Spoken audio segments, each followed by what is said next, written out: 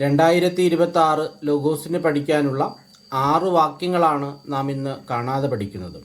സഭാപ്രസംഗകൻ 6-ാം അധ്യായം 7 മുതൽ 12 വരെ വാക്യങ്ങൾ. വാക്യം 7: ഉദരപൂരണത്തിനാണ് മനുഷ്യൻ്റെ അധ്വാനം മുഴുവൻ, എങ്കിലും അവന് വിശപ്പടങ്ങുന്നില്ല. വാക്യം 8: ജ്ഞാനിക്ക് മൂഢനേക്കാൾ എന്ത് മേന്മയാണുള്ളത്, മറ്റുള്ളവരുടെ മുൻപിൽ ചമഞ്ഞു നടക്കാൻ അറിഞ്ഞതുകൊണ്ട് ദരിദ്രന് എന്തു നേട്ടം. വാക്യം 9: കൺമുൻപിലുള്ളതുകൊണ്ട് തൃപ്തിപ്പെടുന്നതാണ് സങ്കല്പങ്ങളിൽ അലയുന്നതിനേക്കാൾ നല്ലത്, ഇതും മിഥ്യയും പാഴ്വേലയുമാണ്.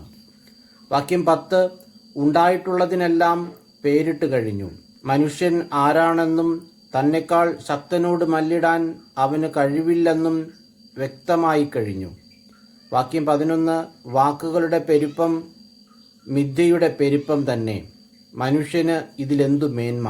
വാക്യം 12: നിഴൽ പോലെ കടന്നുപോകുന്ന ഈ വ്യർത്ഥമായ ഹ്രസ്വജീവിതത്തിൽ മനുഷ്യന് നന്മയായിട്ടുള്ളതെന്താണെന്ന് ആര് അറിയുന്നു?